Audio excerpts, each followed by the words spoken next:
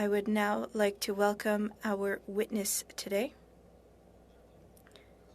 As an individual, Pascal Fournier, former President and Chief Executive Officer at the Pierre Elliott Trudeau Foundation and full professor at the University of Ottawa Faculty of Law.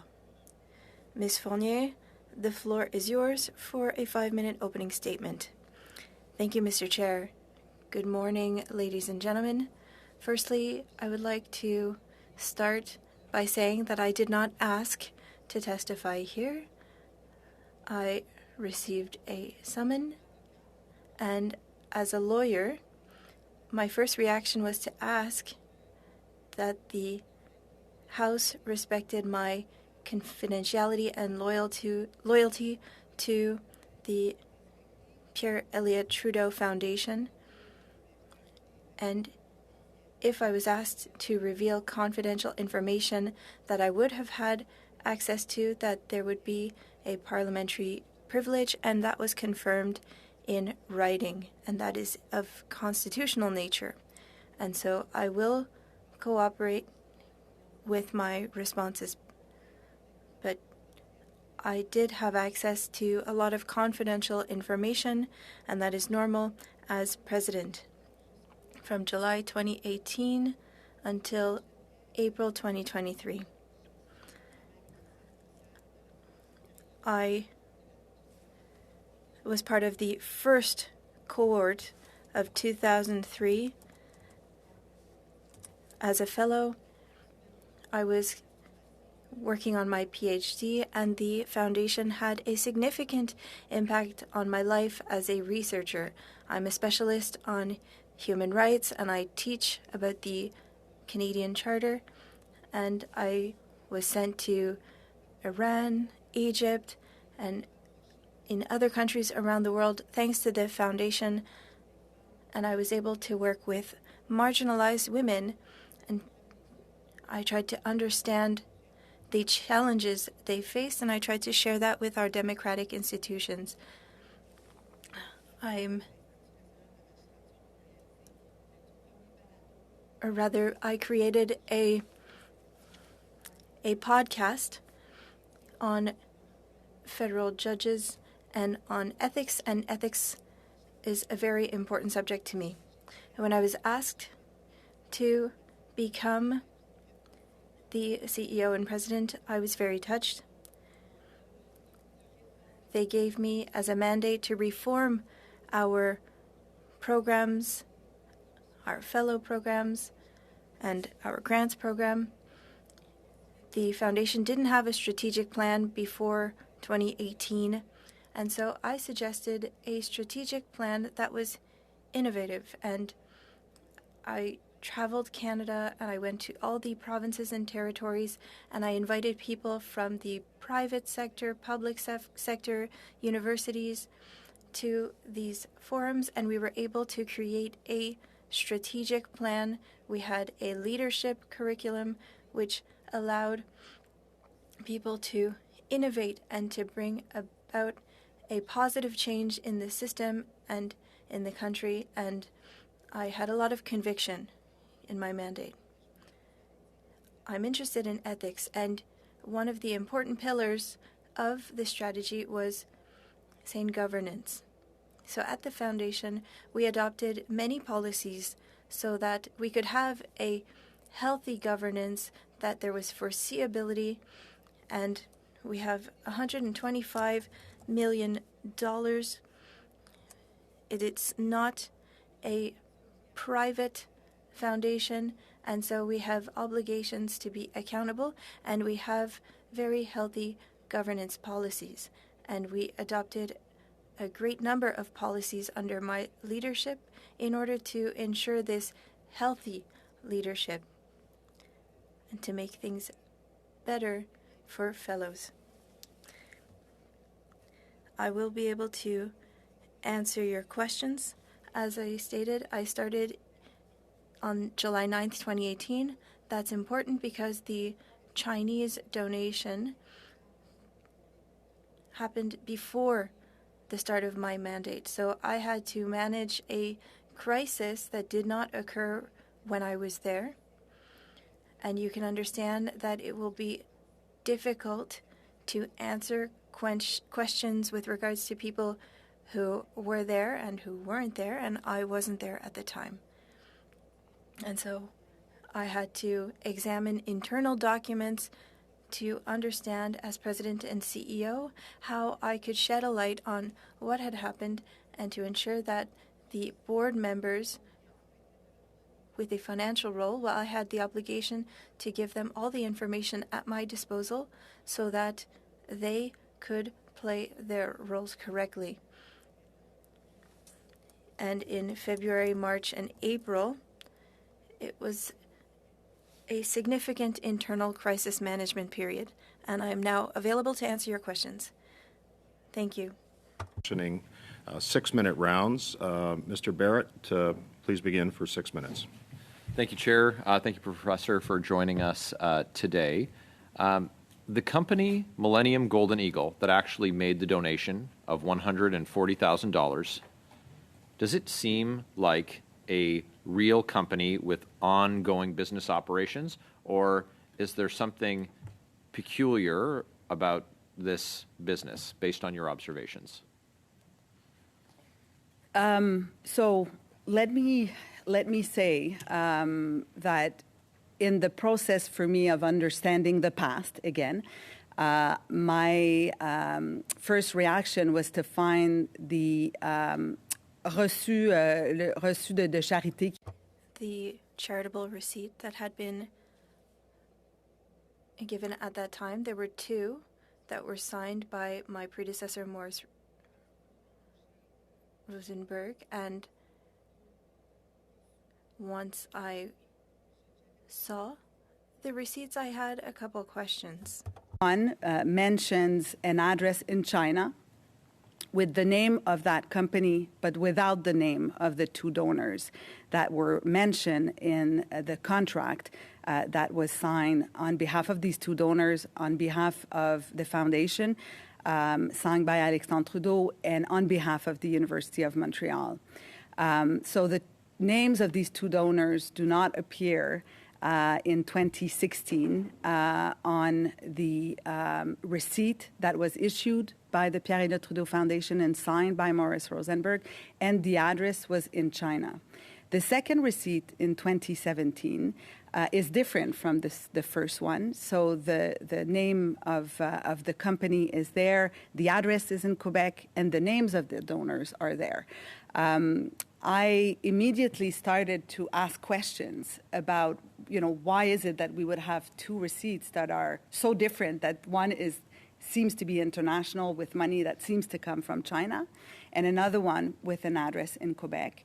And I looked with the CFO, Caroline Lin, who was working with me on that file. We tried to understand what was sent to the government. Alors, je vais vous dire, il y a deux aspects. So there are two aspects to issuing receipts. They need to be sent to the CRA. So my first reaction was to try to understand what had been sent, why the receipts were different. And secondly, we had our annual report. So for the one from 2016 and 2017, it's an obligation that we have been given by the government. Our partner is ISED. We need to make our annual report public. It needs to be shared on our website. It's sent to the government. It is approved by our board and then is sent to the government. And I tried to take the different pieces of the puzzle, and I realized that in the annual report for 2016 and 2017, both of which are public, the name of the company is not there, but the names of the donors are. So there's public information that is shared, but on the receipt, the information was different than what was posted in the annual report and what was shared to the CRA. And so I did more in-depth research at that time to understand with emails. I had access to emails that were sent before I arrived from a Chinese association that was writing to employees of the foundation, and there were asking them to mention certain information on the receipts. So the association was sending information to employees in China, and so on. Alors, j'ai pu reconstituer. And so I was able to see what happened, but I need to specify that I wasn't there. I wasn't president at that time. I only have access to partial information. Ask you a couple quick questions. I'm running short on time. I appreciate your precision on that issue. So you did make mention of documents. So I'm going to ask up front, ma'am, if there are documents, emails, notes, meeting minutes, receipts, or other material that are germane to our discussions today with respect to our investigation on foreign interference and the attempt of foreign influence by the organizations that you've mentioned today, any materials of that nature, would you undertake to provide those to this committee as part of your testimony today? Écoutez, comme je l'ai mentionné au début, As I mentioned at the beginning, I have an obligation for loyalty and confidentiality to my former employer. So I would have to say no, and it is your prerogative. If you want to have access to documents, you have the right to request that, and you have the parliamentary privilege that goes beyond professional secret, but I will cooperate with your requests, but my immediate reaction would be to not give you these documents, but if you insist, yes. Seconds left. So you talked about how it was reported, how the donation was reported in your annual report, and how the receipts were made for Canada Revenue Agency. Is it your contention then that if the donations were not received from the individuals who were named in your filing, in the foundation's filing with CRA, that the foundation then did lie to Canadians in what was reported in their annual report? Very quick response, please.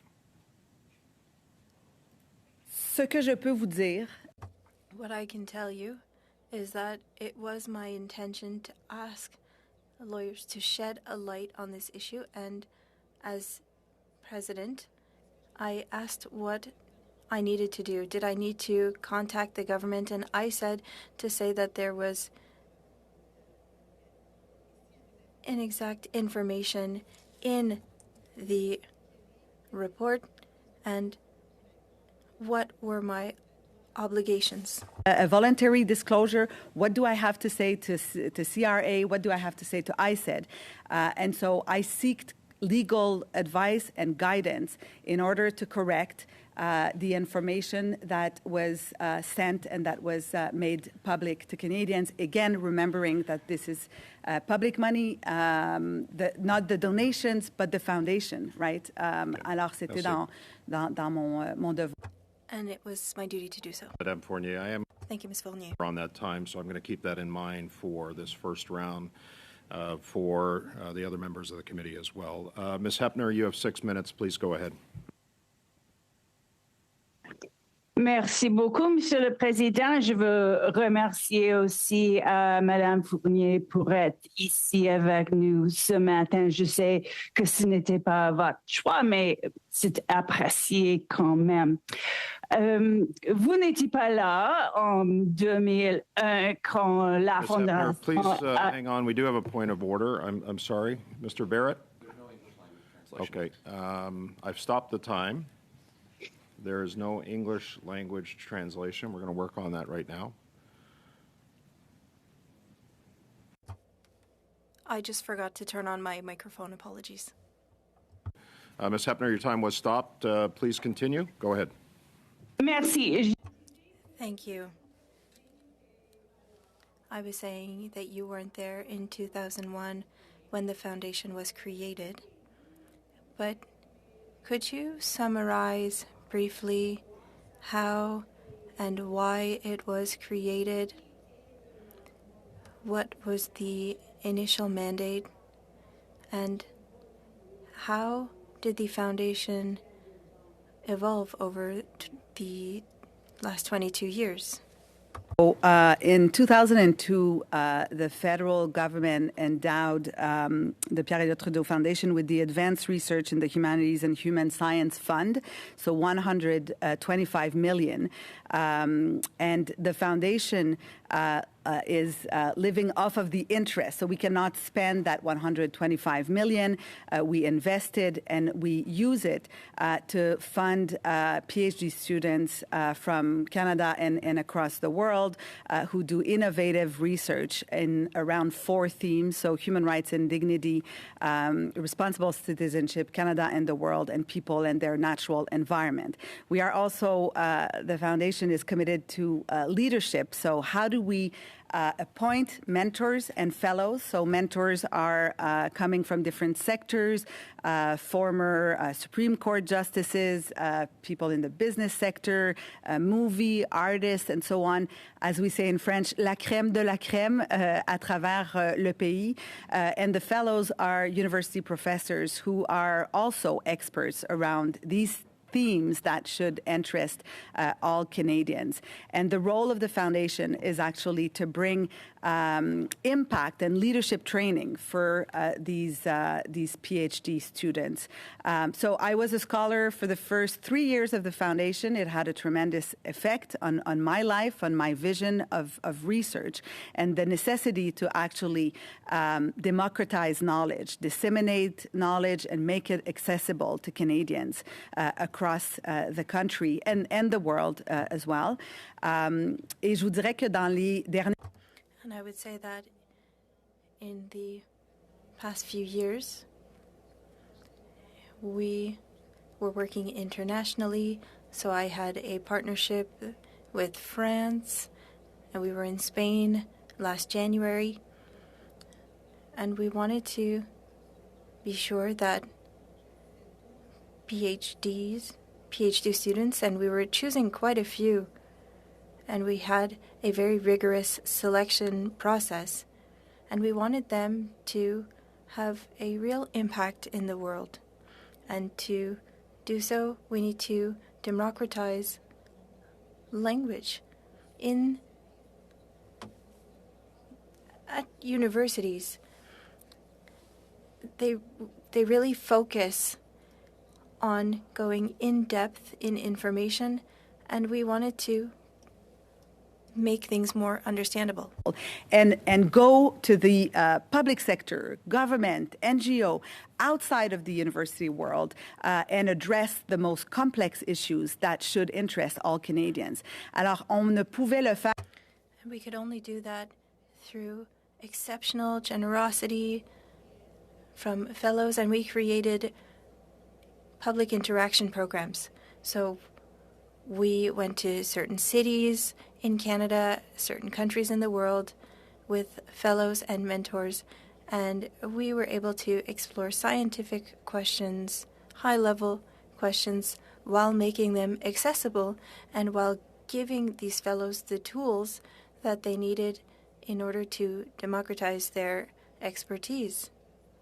It was a colossal amount of effort, and it was exceptional for what we could give them. I can tell you about my first 3 years at the foundation that were exceptional, and the last 5 that were also exceptional. We celebrated our 20th anniversary last November, and we welcomed a couple hundred people, and there were people who were there to help mentors. When we're doing a PhD, we're often alone with our committee of supervisors, but then the foundation helped offer a family to these fellows. Fantastic answer. I occasionally like to listen to the Peter Mansbridge podcast during my commute, and this topic came up during one discussion, and Chantal Hébert, a very respected longtime journalist, talked about her experiences. She disclosed that, her experiences, she participated in the program. She saw how much good it did. What other sort of people would you say are involved in these programs? And I'd like to, maybe you can reflect a bit more. You said it really changed your life as a researcher, and I'd like to hear more about that impact. In about 45 seconds, please. 5 seconds, it's going to be hard. Well, I did my PhD on issues of human rights and women's rights in the Middle East, and it did allow me to go on the field to teach women's rights in Iran, for instance, which was thanks to the foundation, but taking risks and serious risks.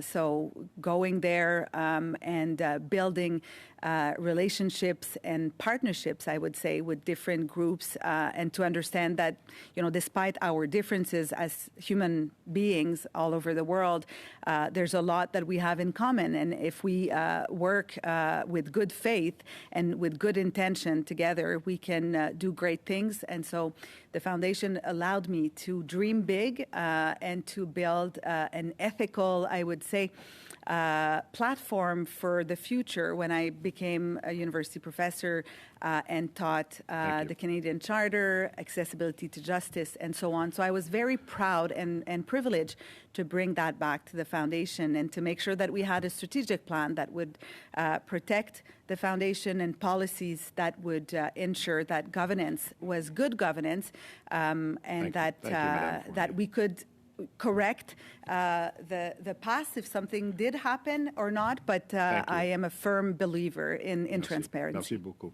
One of the worst jobs of being chair is having to cut people off. We did extend in the first and the second round. I'm going to continue that courtesy for Monsieur Villemure and Mr. Green aussi. Monsieur Villemure. Monsieur Villemure, you have 6 minutes, maybe a little more. But please start your 6 minutes.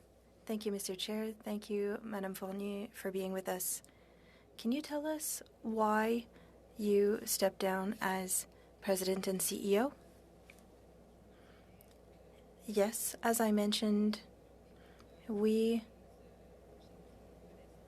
had a crisis that we had to face. There was an article published on February 28th in the Globe and Mail about interference and that the foundation had been used for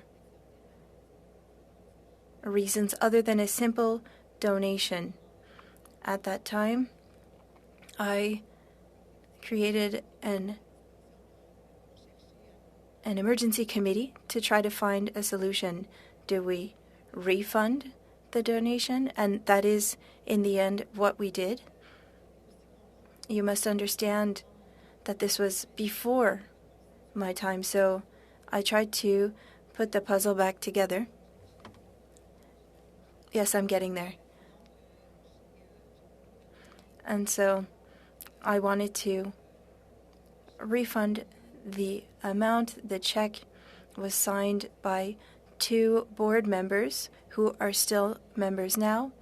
The check came back to us, and when it did, I did more research with my CFO, Caroline Lin, to try to understand what the issue is.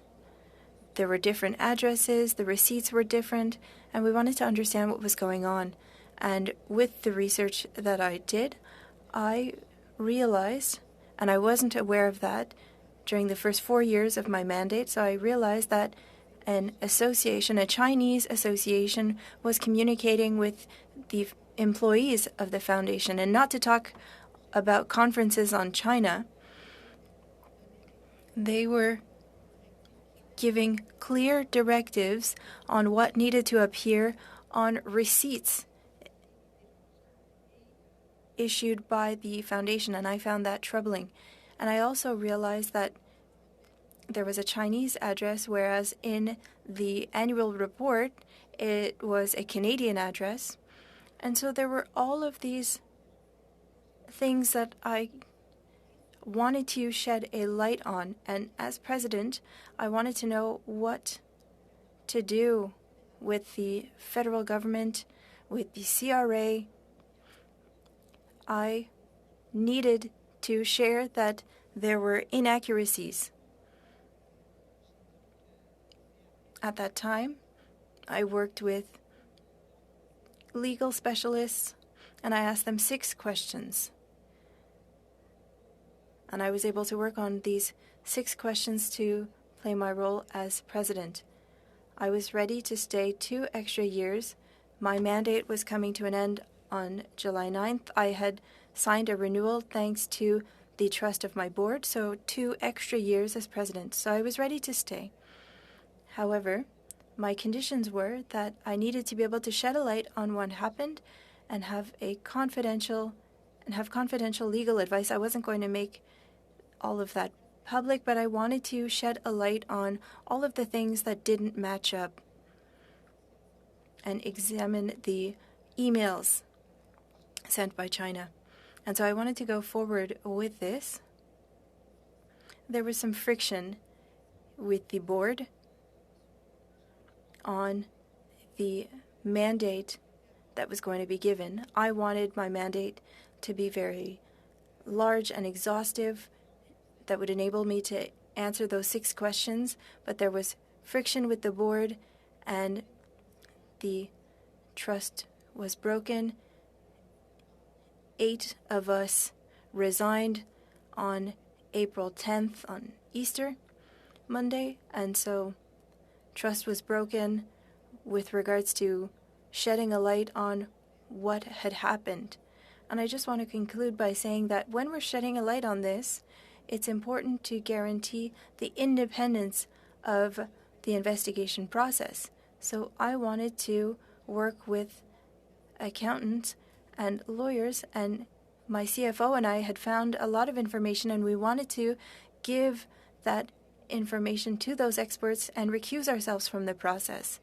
But the people who were part of committees, we wanted them as well to recuse themselves, because if we were to stay, then it could have an impact on the process. A journalist could have said, well, it's not an independent process. And as you know, I am part of the Access to Information Act. I didn't want our processes to be attacked. They could have said you had people who were sitting on the board who were a part of the investigation, and so I wanted them to recuse themselves. I had received legal advice, and I wanted everyone to recuse themselves before the process started, and that was also what the 8 board members who resigned wanted. 1 minute. Were you intimidated during your time as president and CEO? Or did they threaten legal action against you?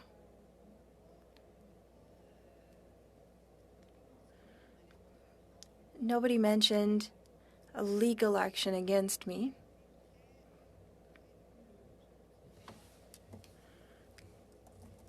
Meetings with the board were a little rough and heated. Things were said about me that I believe were not justified, and certain board members also believe that it wasn't justified, that I was acting in bad faith in wanting to ensure that certain members recuse themselves. As a lawyer and following legal advice, my intentions were good. I wanted to protect the foundation, and as an ethics specialist, and as I mentioned this year, I created a podcast for the nomination of judges in Canada, and I worked with 2 appeal court judges from Quebec and Manitoba, and so I understand what is required. And often we want to go beyond so that nobody can attack the investigation process. That protects the process, and it would protect me as well, because all I had to do at that time with my CFO, who also stepped down the same day as I did, Thank you, Madame Fournier. Mr. Green?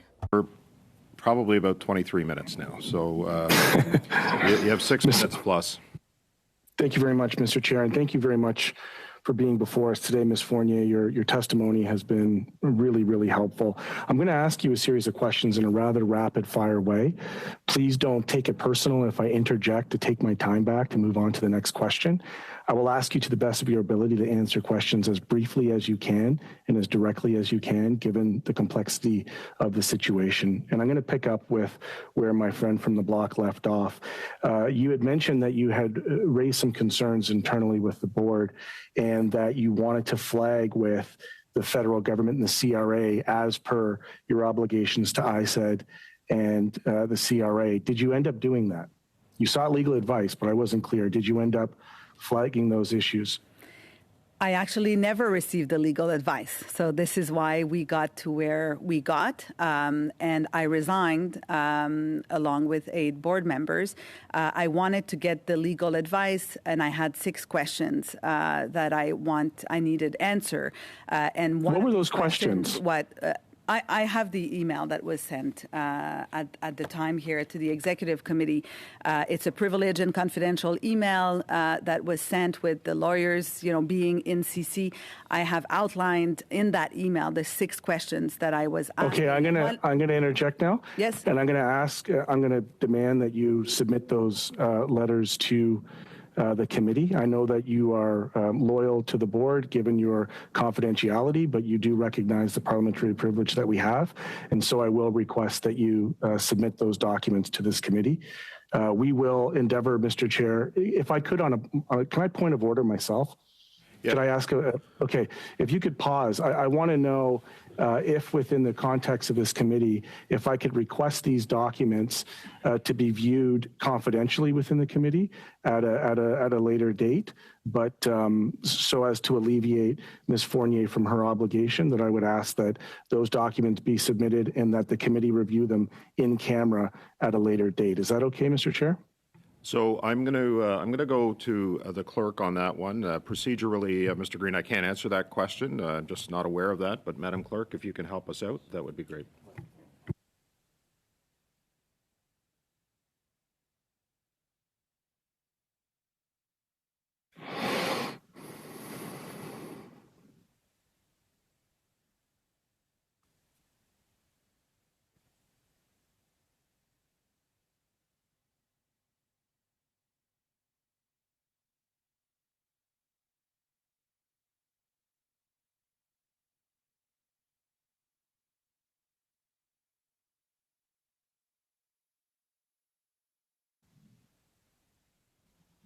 Thank you, Madam Clerk. Mr. Green, I've been advised that we can ask for those documents. It would be a motion of the committee to determine the undertaking of those documents. Furthermore, to your point on the confidential nature, that would have to be part of the motion for the committee to deal with those documents in a confidential manner. Obviously to protect privilege, but also to make sure that the committee has everything it needs in order to determine.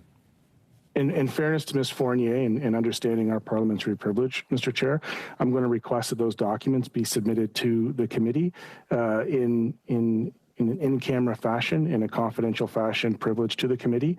At a later date, perhaps, Mr. Chair, we can determine whether or not we want to make those public, but I'd like to move that motion right now. Thank you. Okay, thank you, Mr. Green.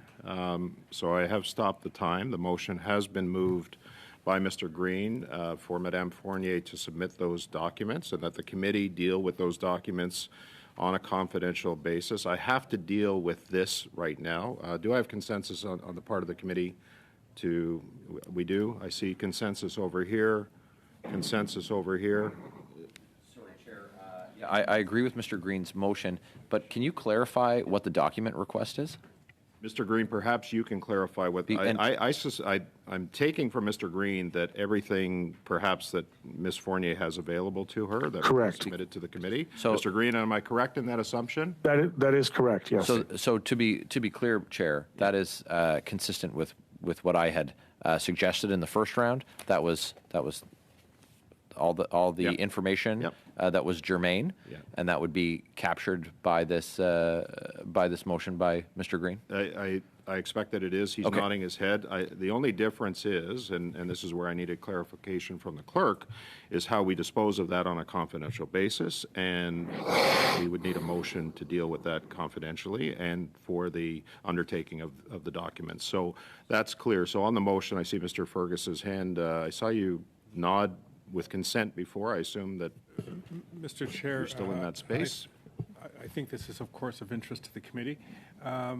I would suggest, however, that we table this, allowing Mr. Green, perhaps when it's not on his questions, or to consult with his research team or with other members to come up with a precise motion, and we deal with this before the end of this meeting today. On the part of everybody for the committee to receive these documents. That's what I'm sensing on a confidential basis. So, Mr. Green, if you want to table this, are you okay with that? Yep. Okay. I just want to get to the heart of the matter. I want to respect the witness's commitment to her board and also understanding the constitutional nature of our parliamentary privilege. I will proceed with my round. I think I'm at about 2 minutes right now.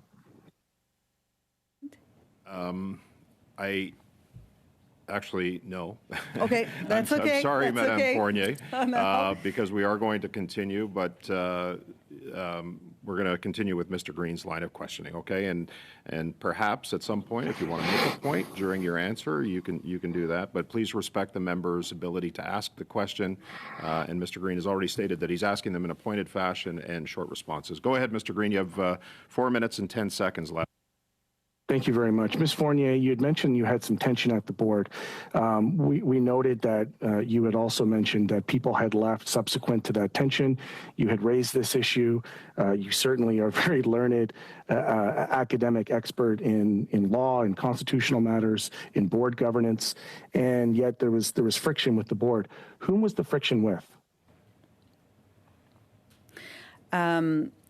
Well, we had 14 board members for a total possible of 18 board members, but at the time, 14 board members. And there's a motion that was circulated by one of the board member, Ginger Gibson. Which board member? Ginger Gibson, who's a former scholar as well. She had sent a motion suggesting that those who were in a conflict of interest or an apparent conflict of interest would recuse themselves. And she suggested that a committee of 3 members with one possible alternate member would deal with this matter. I'm going to interject now. I'm going to ask, who were the members that she deemed to be in apparent conflict? If you could name them now, please. She did not name them. What she did was the opposite, was to say, I would like to suggest a committee with members who were not there at the time, so who were appointed on the board after 2018. And that committee, and only that committee, would be responsible for overseeing the law firm and the accounting firm that had to answer these questions that I had regarding these Chinese donations. I'm going to interject again. Just so that I'm clear, was Alexander Trudeau a part of the board prior to those members joining the board? Would he have been one of the people that predated the decision for this donation? Yes, Alexandre Trudeau currently is not on the board of directors. He's a member, but at the time he was on the board of directors and on the executive committee, which is the committee representing the board at the time of these donations. Sure. I just noted that he had requested to attend committee in this fashion regarding this, and that's why I'm raising it. Did you at any time, as the executive member presenting to the board, did you ever receive direction from the board that you felt might have been counter to your rules and regulations or any laws that pertaining to the CRA or ISET in your reporting? Was there anything that you felt was contrary to the best interest of the organization that you perceived as direction from the board?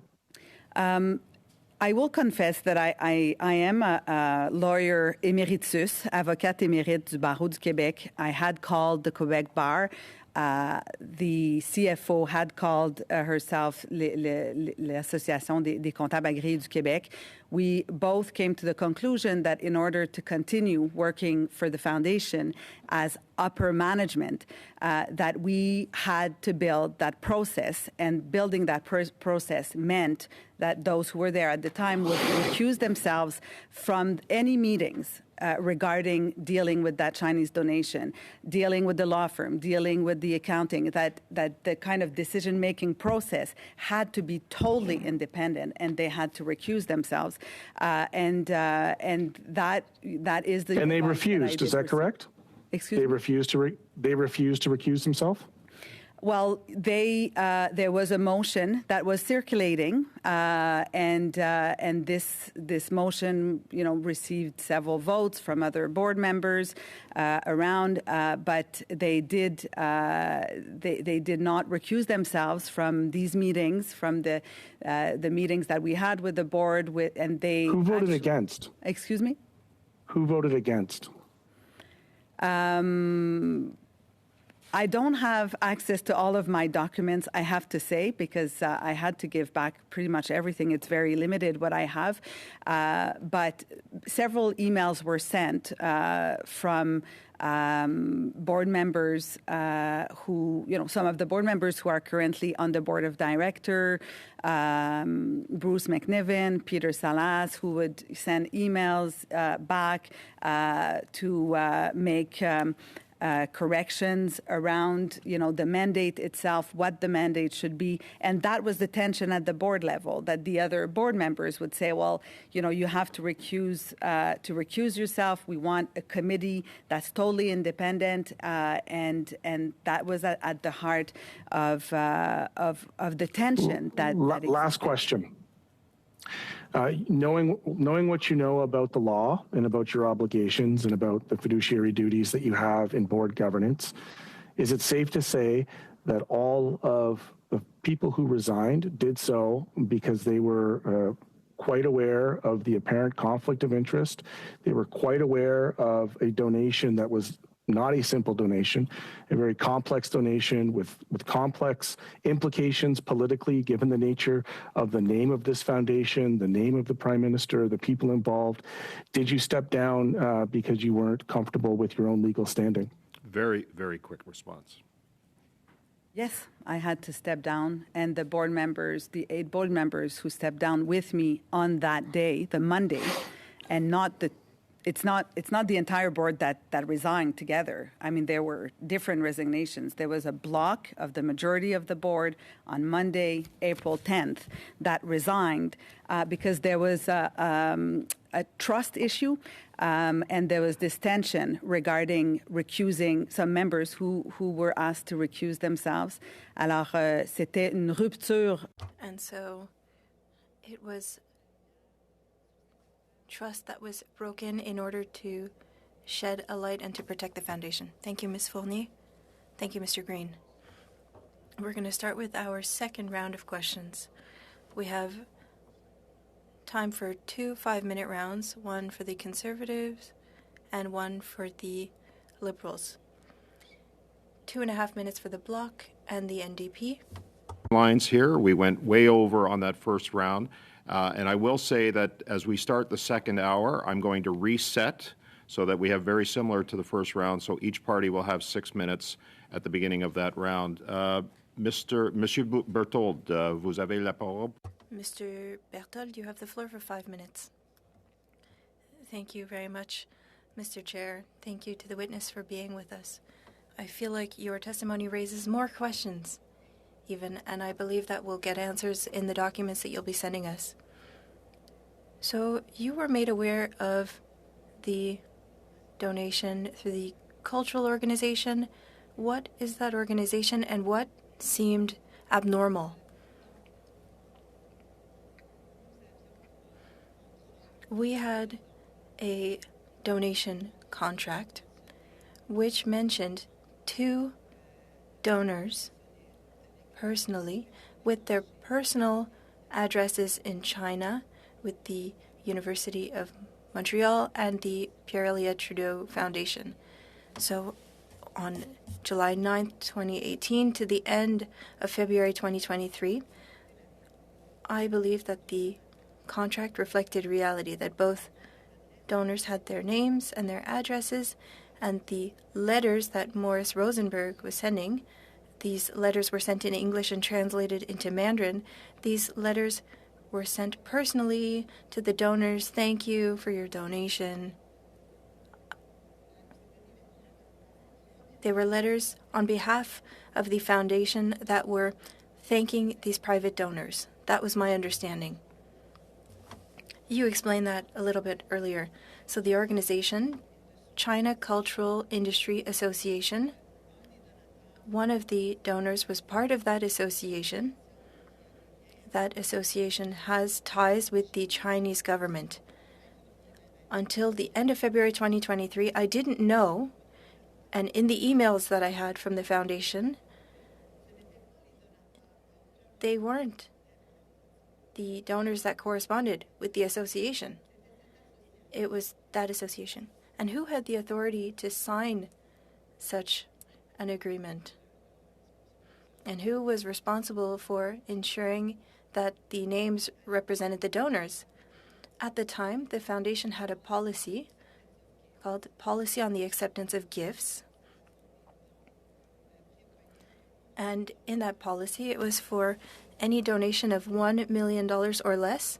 It was the president that had to sign off. And for over $1 million, it needed to be the board, and they would need to adopt a resolution. And so why is it that Mr. Alexandre Trudeau's name is in the agreement? I'm not sure, and I wasn't there at the time. I don't have knowledge of that.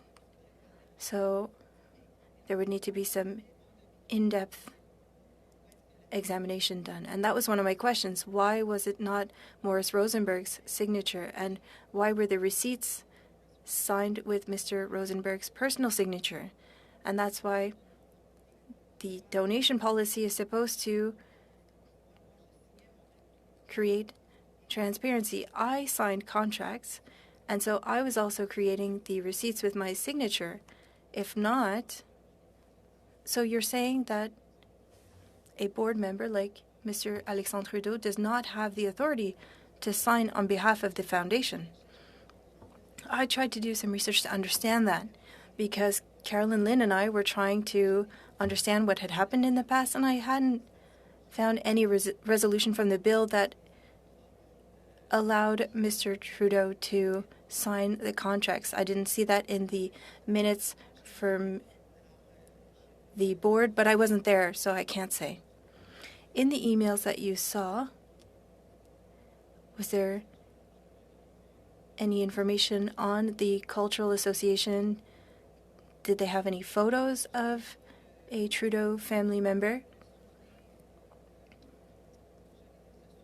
I do not recall that specifically. Emails mentioned, for example, do not put the donors' names, put the name of such and such a company, and then they would send another email saying, in the end, please put this email, this address instead. I didn't know about these emails before the end of February 2023.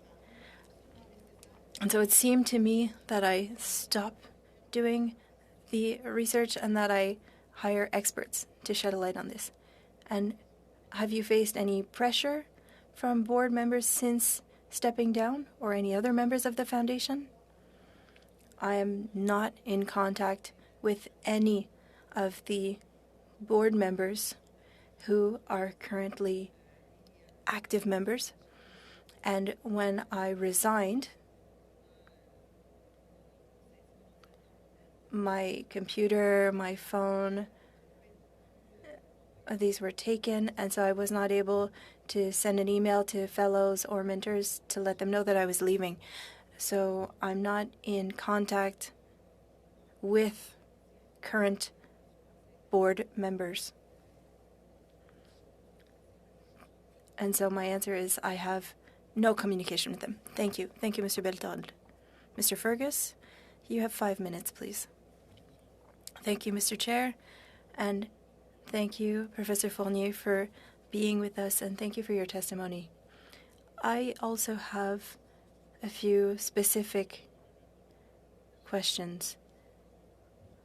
And I agree with Mr. Green. If I have to interrupt you, it's just because I want to make the best use of my time. Professor Fournier, beyond your fiduciary responsibilities to ISED or the CRA, what does the foundation have to do with the Government of Canada? We have ISED as a partner. What does the foundation have other ties with the Government of Canada? I can only speak for my 5 years as president. I didn't have any ties with the government beyond ISED and the CRA. Beyond your, and we're talking about your fiduciary responsibilities. But let me specify.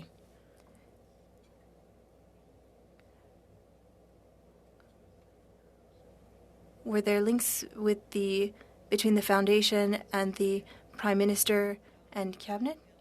So while I was president, I did not have any relationship with the Prime Minister's office. Neither with the Prime Minister or his staff? No. Professor Fournier, I have another question for you on all of this. You read the news and you've seen the controversy.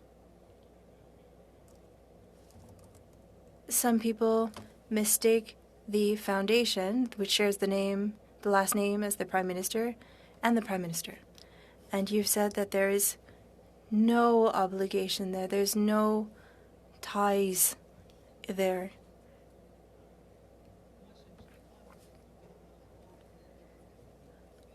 I'm responding as Pascal Fournier.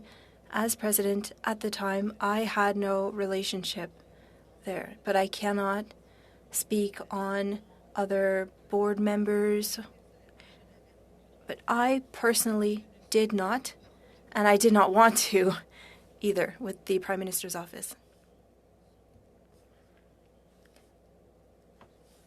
And the foundation, under your governance, did it have any ties with the Prime Minister's office? To my knowledge, no.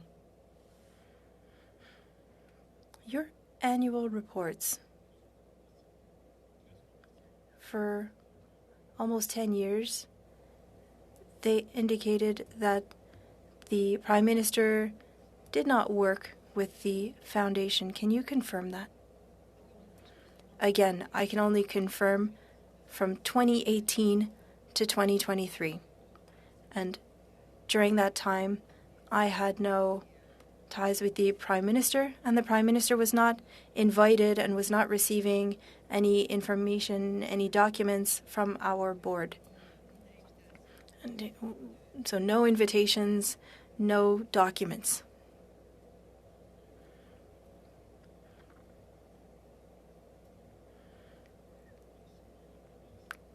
Did the industry minister have any ties during your time as CEO and president? No. Did the minister play a role in naming board members? We have a specific structure, so we can have up to 18 board members. 2 are appointed by ISED. 2 represent the family of Pierre Elliott Trudeau, and 16 are 16 regular members. They are appointed by the Assembly of Members. So the government category currently is empty.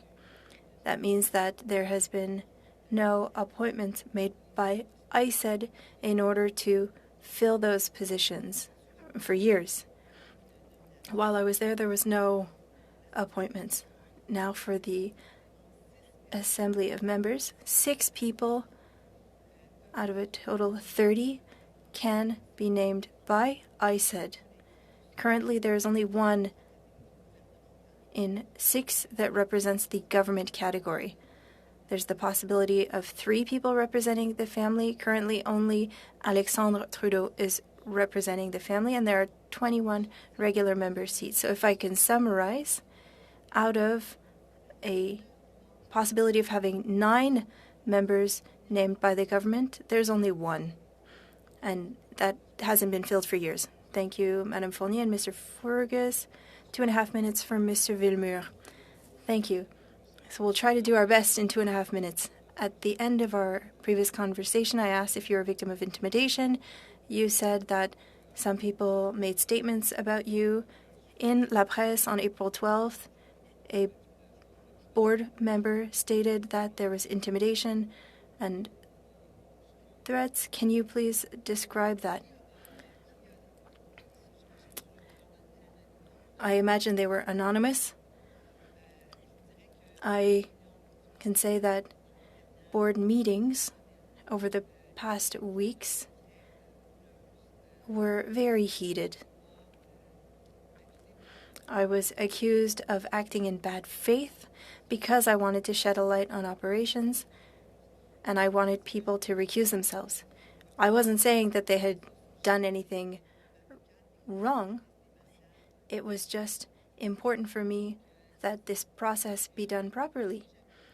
And the meetings happened in a way that I had never seen before, because all the previous meetings were respectful.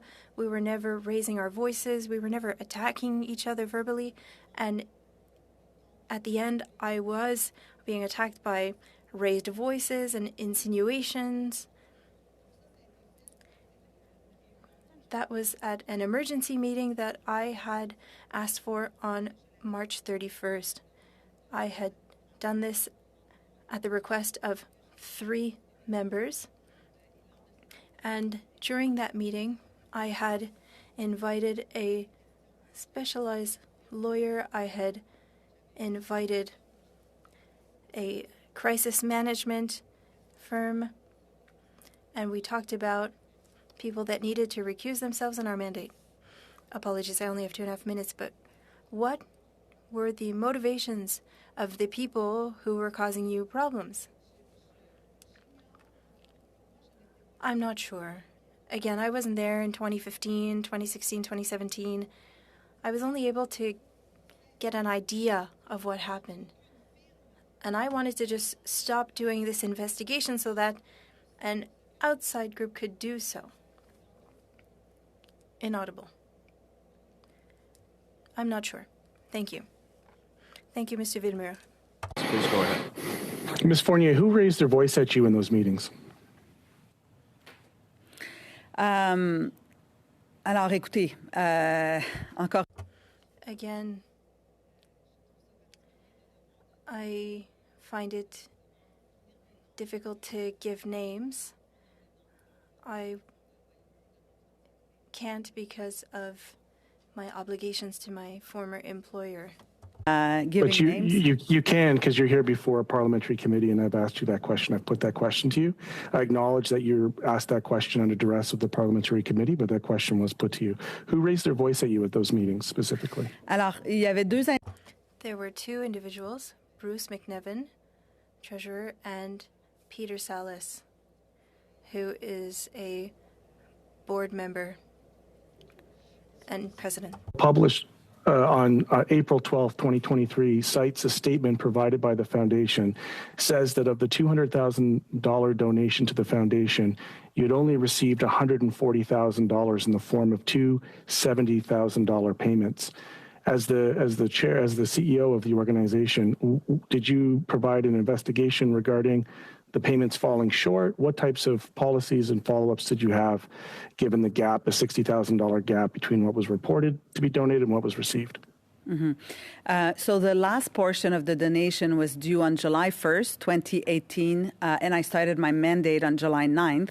And the former CEO, Maurice Rosenberg, had not asked to receive that part of the donation. I read the contract, and I didn't have much in the file in terms of the Chinese donation file, but I read the contract and saw immediately that that money had to be spent only to organize conferences around China, the relationship between Canada and China. And given the fact that I was adopting a new strategic plan and going on the field with different cohorts, I had no intention to organize conferences on China.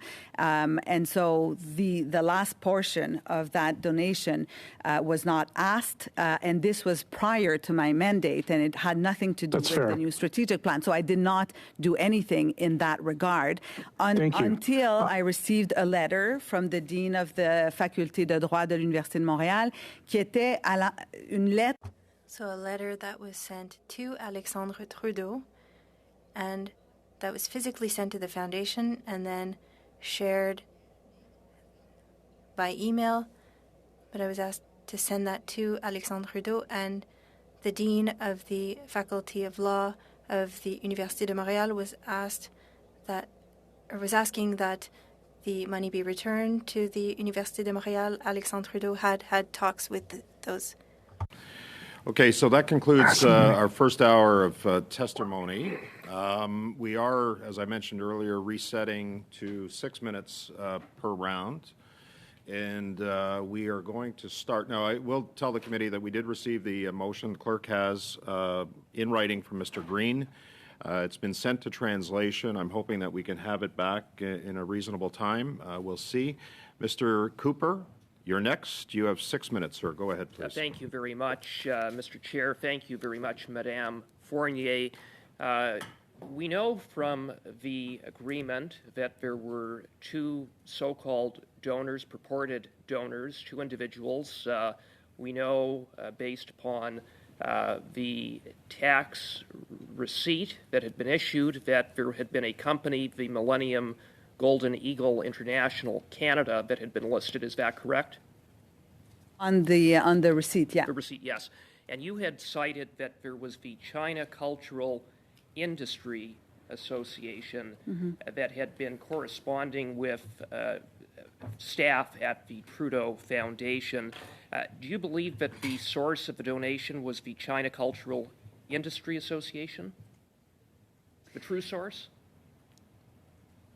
That's why I wanted to have an audit, right, and a forensic audit with everything regarding that foundation. And the legal advice that I received, again, I want to mention that at the time when we gave back the money with the executive committee of the board and those who were there at the time who signed the check, I did not sign the check myself, signed the check to give back the money.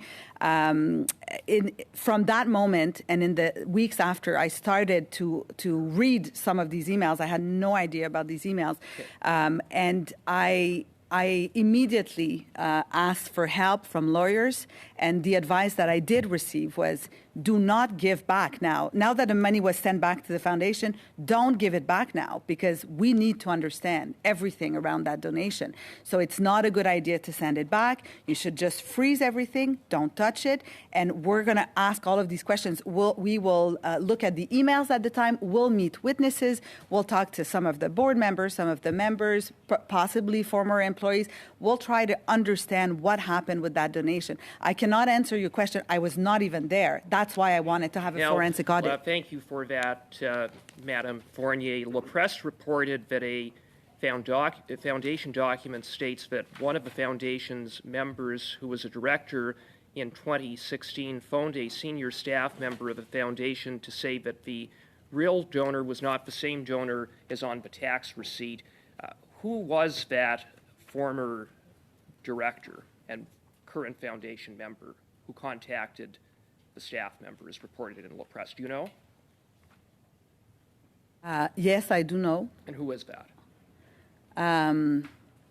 So her name is Farah Mohammed. So she's a member, currently not on the board. And was on the executive committee, was on the board at the time. And in the emails that are part of, the file and the server now at the foundation, she was in these emails of that contract itself and so on. And I have no information regarding these donors. I mean, I was not even there at the time. Who did she say was the donor? Who did she she did not ask say. if the check She did be not returned say to? who is the donor. Okay. Upon your review of the various emails between the foundation and the donation, was there correspondence either to or from officials in the PMO? Can you repeat your question? Upon your review of the emails, did you identify any emails between the foundation and officials in the PMO, the Prime Minister's office?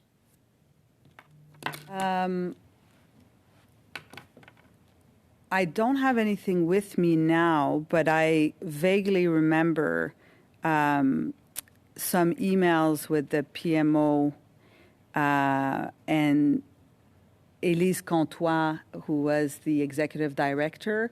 I don't have anything with me, but I believe it was like emails regarding, the kind of press release, because there were articles in the newspaper in 2016 about the Chinese donation.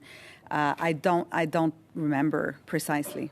And there were emails from 2016. Can you elaborate on what those emails were? Why was the PMO suddenly contacting the Trudeau Foundation about this donation? I have no idea. You have no idea. And were there other emails that you noted other than in 2016 between Foundation and the PMO? I have not seen other emails. I immediately, with the CFO, we immediately reached out to the board with emergency meetings and said, we don't want to look into this matter. We want experts to look into these emails and to understand and reconstitute the past. So I don't have more information regarding. Okay. On March 1st, you issued a statement in which you stated that the foundation had refunded to the donor all amounts received. Those were the precise words in that statement. Of course, the money had not been refunded to the donor. Who was involved in drafting that statement, and why was it stated that the money had been sent back to the donor when, in fact, that had not happened? I need a very, very quick response, please. It was the executive committee of the board of directors. The two individuals who signed the check are Peter Salas and Bruce McNiven with their own signature. And the drafting of the declaration was done with the executive committee of the board. So Peter Salas, Bruce McNiven, Ted Johnson, Martha Durden, and Diane Adam. We drafted that declaration together with some help from on the communication side. And it was accurate that we were actually on that day issuing a check signed by Bruce McNiven and Peter Salas, physically sent to the address that we had on file. So there was nothing incorrect about that. That was March 1st. The check came back, so they went 3 times. So there was about 2 weeks until the check was finally sent Mr. back Cooper, to the I'm going to ask foundation. you to pick this up in the next round of questioning, please, because we're over time. Mr. Baines, I believe you're next for 6 minutes. Go ahead, sir, on Zoom. Thank you, Mr. Chair, and thank you to our witness for joining us today. My first question, Madam Fournier, is the foundation was set up with a $125 million endowment, which it invests. Is it the foundation's primary source of revenue? It is, and we at the foundation, we live off the interest. So we can't touch the $125 million. We invest that endowment, and we live off of the interest. It is the primary source. It is public money. Okay, and what percentage of the foundation's revenues comes from charitable donations? I don't have the exact number, but it is a small proportion very small proportion compared to the rest of the money that we spend to fund the scholars, fellows, and mentors. And how many scholarships did the Trudeau Foundation award in 2022? In 2022, we had 13 scholars, 6 mentors, and 4 fellows. And do you know how many the foundation's provided since it was created? Probably 285, around that. Okay. And, what engagement, if any, does the Pierre Elliott Trudeau Foundation take part in during Canada's elections? I have not witnessed any involvement. During your term, did you notice any influence at all from other countries or foreign influence agents? No. Maybe are there any misperceptions or inaccuracies maybe that have been reported about the Trudeau Foundation that you would like to clear up?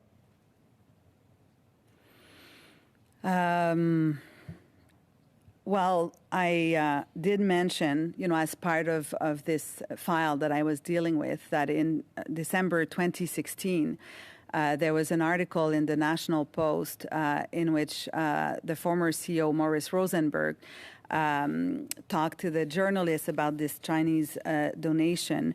And he mentions, and I will just quote very briefly, he mentions, in a letter responding to the Post initial report, Trudeau Foundation President Maurice Rosenberg emphasized that the foundation does not count the $20,000 donation from Chinese nationals Bing Zhang and Niu Genzeng as a foreign donation, since it was made by a company registered in Canada.